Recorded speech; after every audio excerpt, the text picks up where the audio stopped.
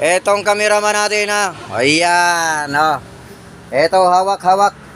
Gusto nyong malaman ang ating laman loob, ang ating transmission guys. Eto ha.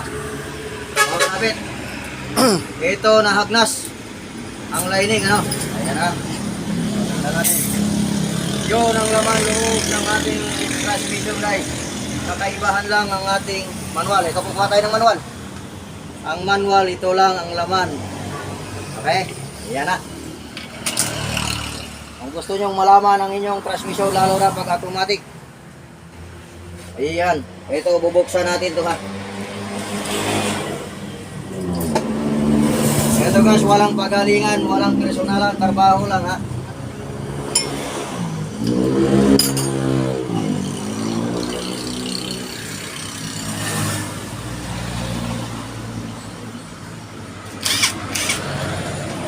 Gumagawa tayo ng automatic transmission, kailangan ingat guys, ingat ha.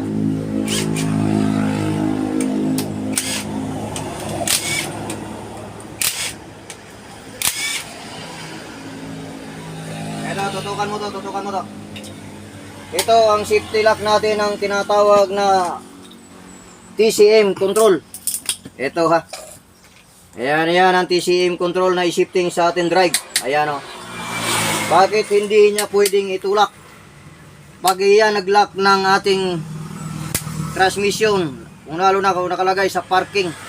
Asan ang parking position? Parking yan position. Ang parking. Okay? Pag tinulak natin guys, ito ang mawawasak. Babaliin niya to. Ayan na. Ayan. Pag ipirsa natin itulak yan, yan ang babaliin niya. Kaya minsan pag tumakbo ang ating sasakyan, pag ito napudpod, biglang kumalas habang tumatakbo. Ayan na. Ayan, tingnan mo, tutukan mo yung gear. Napupudpod din yan, ano? Ayan. Ngayon kung mahina yung ito sa pagtakbo naman sa atin, ano? Kung gumalaw ang ating sakyan, ayan, tingnan lang natin yung front pump drive ng ating transmission kung may bomba. Ito ho. Ito ang tinatawag na front pump drive. Bubuksan natin to guys para malaman ninyo.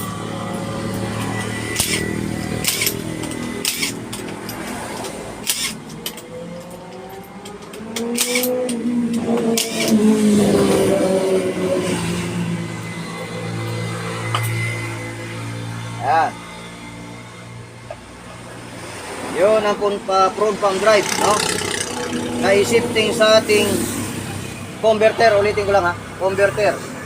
Na ipapasok sa ating inverter. Ang lining ko natin, ito, hagnas. Okay. Ayan na. Ayan, tatanggalin natin ito na tuluyan.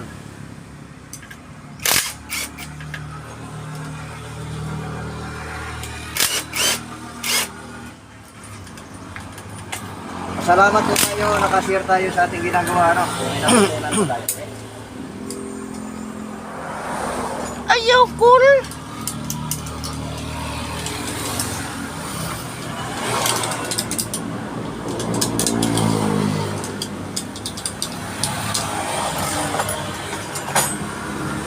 Bay, ayusin mo pagtanggal bay.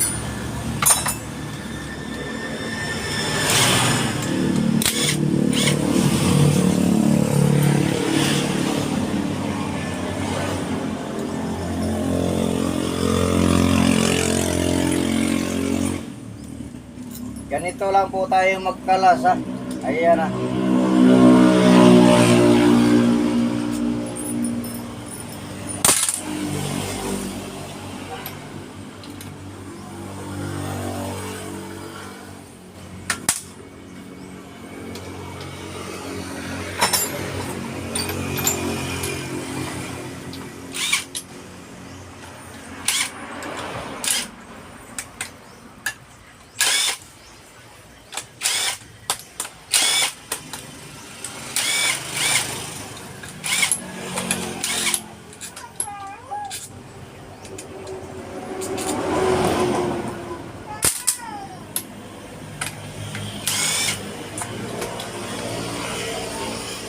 Ayan ang filter. Pag marumi ang ating filter, nahirapan din siyang humigop, ano?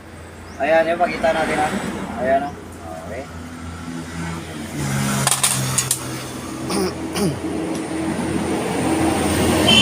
Hirapan yung umigop ang ating front pump drive.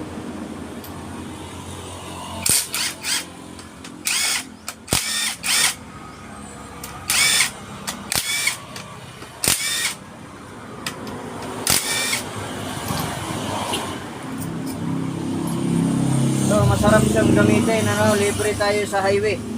Okay, relax ang ating paa. Kung sa pagtama lang ang paggamit sa ating sasakyan, kailangan mag-neutral tayo guys, ha? Mag-neutral.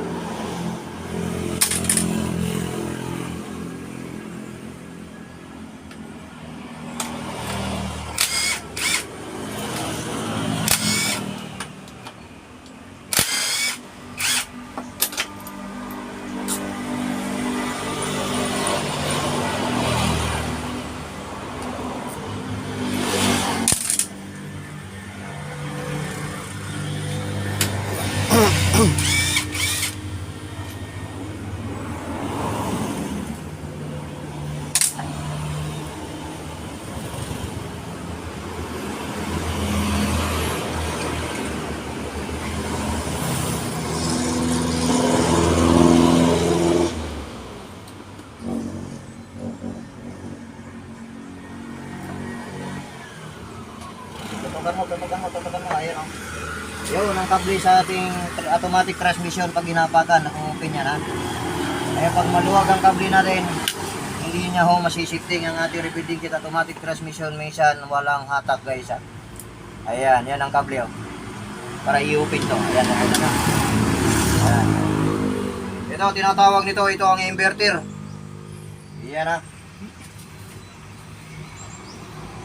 Tingnan nyo po guys, ayan o, durog o.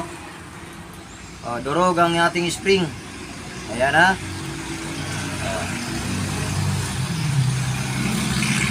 Nakita pa natin yan. Ay, customer bay.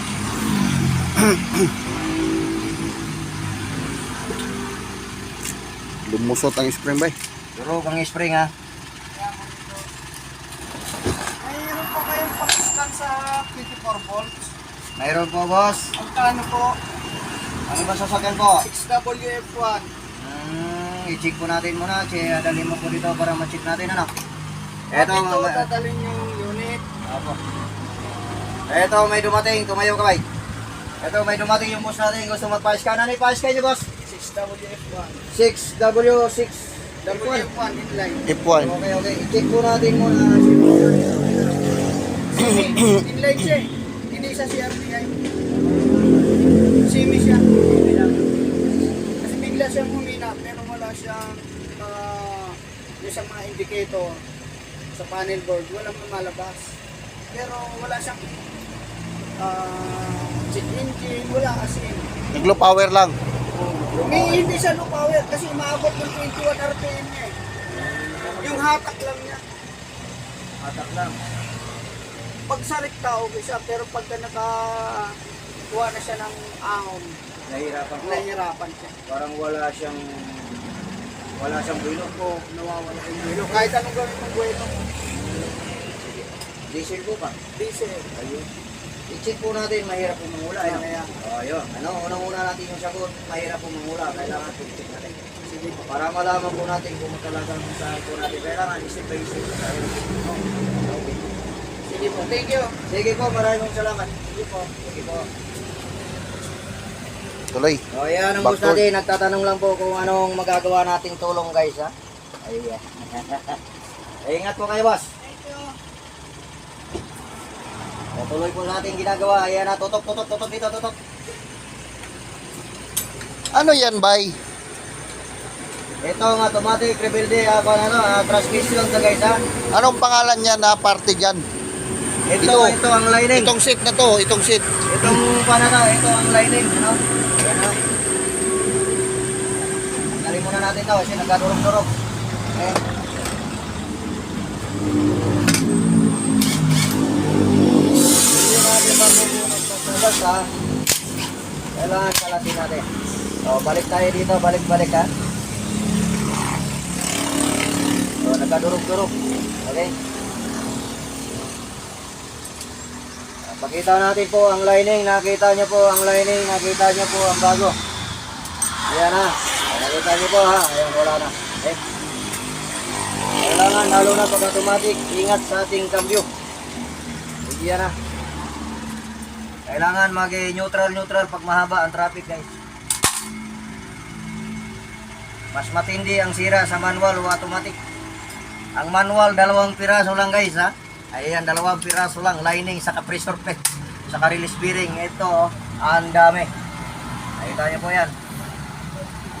Ito, nagkabali-bali pa ang ating spring. Ayan na.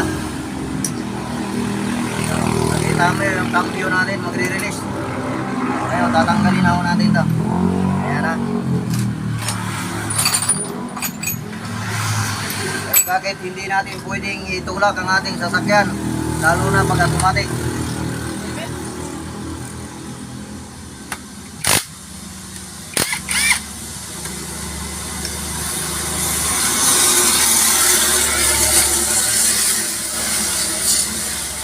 Ito, may wawaskagin na naman tayo dito, guys, para sa inyo to lahat. Okay, walang pagalingan, walang paligsahan. Pasalamat po tayo may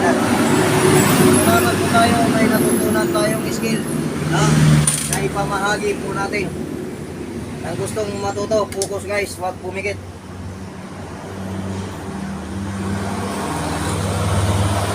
Yan na. Magtanong man kayo, ito ang drive. Ayan na.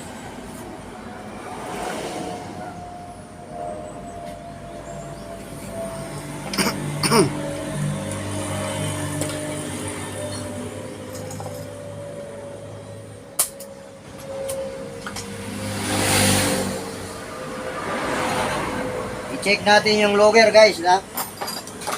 Yung logger walang tama. Kasi kadalasan natin gamitin drive. Tara.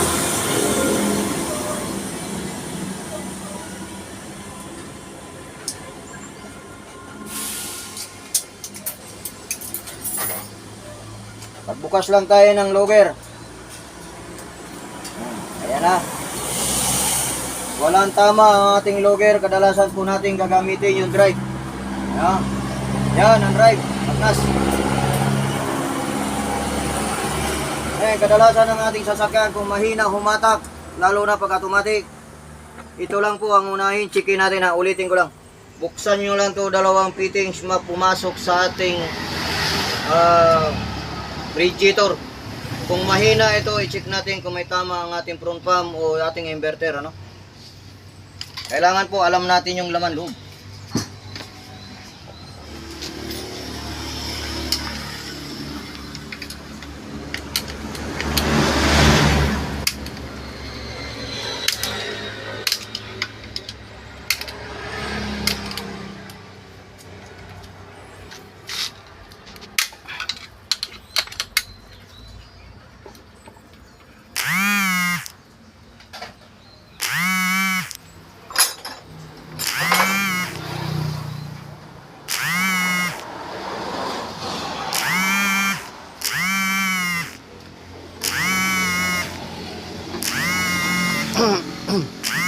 Durog pa yung plastic.